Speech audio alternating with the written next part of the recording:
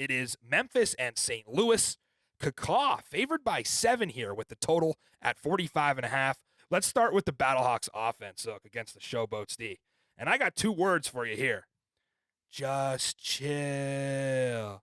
Just chill. He's back. The all-XFL Jahcour Pearson logging full practices all week and ready to make his St. Louis debut, rocking that numero uno, the new number for Pearson. And I'm going to tell you right now, don't be surprised if Anthony Beck takes the ball, sends Pearson back deep, and the guy rips one off for a touchdown. Can you imagine that? That might be the loudest moment in spring football history if that were to happen, but probably going to be Darius Shepard back there. I am curious to see how the Battlehawks handle Shepard and Pearson, with both being slot receivers, both being return specialists as well. I think Shepard is probably the obvious choice there, but you never know. Could see Peasy back to field a few punts. I wanted to focus on the balance that the St. Louis offense has really shown us through 3 weeks, and kind of the last 2 more than anything. They started out near dead last in the league in rushing with that dud they had against Michigan to open the season. But since then, they've climbed their way up to second in the league in rushing, also slotting in second place in scoring offense. So this offense can really beat you both ways, and that run game tends to set up the pass beautifully for A.J. McCarron. Bad news for Memphis. This is the worst pass defense in the UFL, and they looked dismal last week. Quarterbacks are completing 70% of their passes against the Showboats D. The lone bright spot here defensively for Memphis, I think they can stop the run. I'm confident in that. They held Birmingham to the Stallions' lowest output of the season from a rushing perspective. And Mateo Durant, and you think about Jacob Sailors, a pretty good 1-2 punch for St. Louis. And I expect to see both of those guys show up for AJ in the pass game as well.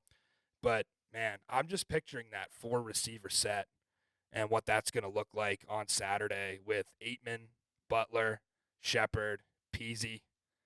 How do you stop that? I don't think you can, especially after Memphis got torched by a similar group of athletes that the Brahmas threw out there in the fourth quarter with what they had: Kirkland, Stevenson, Justin Smith, and Cody Latimer. So very similar here. I don't think Memphis can stop it. The Showboats have forced some takeaways.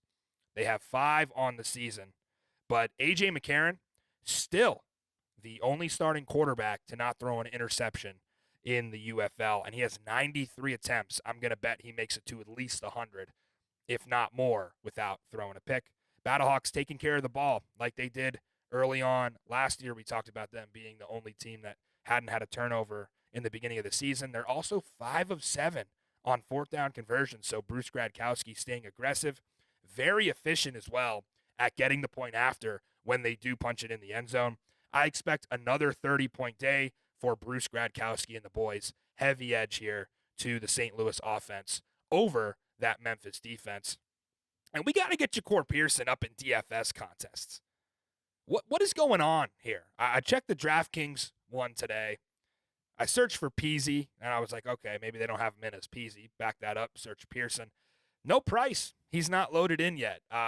He's practicing, guys, and he was actually on Instagram Live a couple days ago, and he was just chatting with some fans, and somebody asked, when are you playing? And he said, I'm back, so come out and support because, this is what the XFL draft was really all about, and we had our eyes on a lot of these different guys on the XFL side. But, yeah, you talk about the Showboats defensively, you see kind of what Birmingham was able to do against them in the pass game. Martinez went off for 335 yards passing.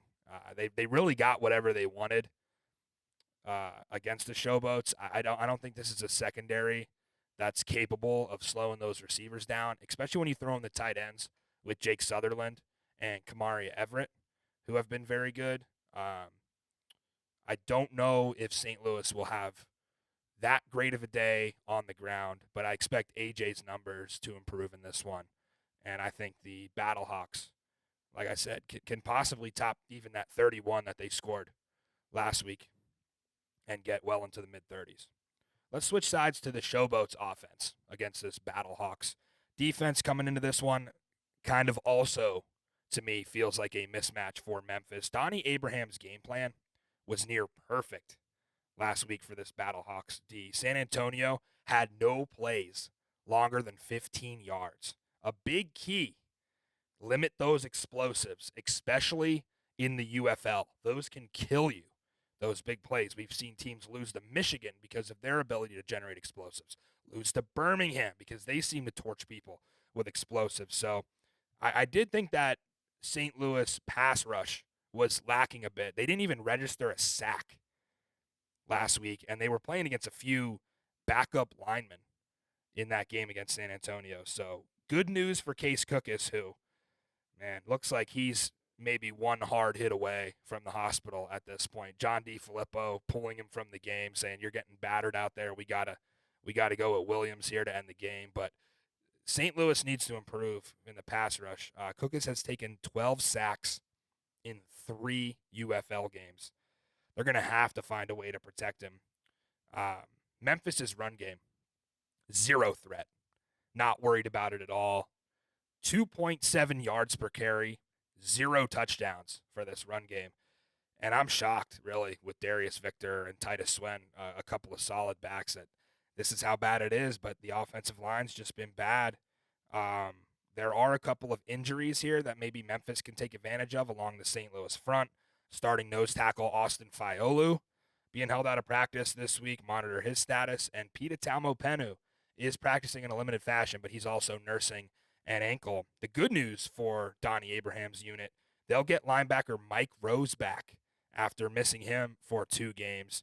And I thought the offense, when the Memphis offense gets into this one-dimensional mode where it's like just Cookus and he's trying to find his receivers, I think St. Louis can key on the big playmakers in this offense, like a Daywood Davis, Jonathan Adams, a Vinny Papali.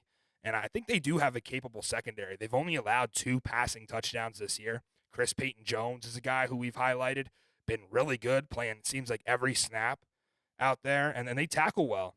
I also got to give some love to linebacker Callahan O'Reilly.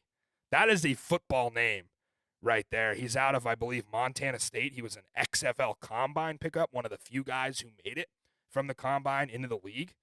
And what an all-time name. You just got to call him the Auto Part Dynasty. If anybody has seen Tommy Boy, you know the Callahan brake pads, the O'Reilly Auto Parts. Callahan O'Reilly, that's a name right there.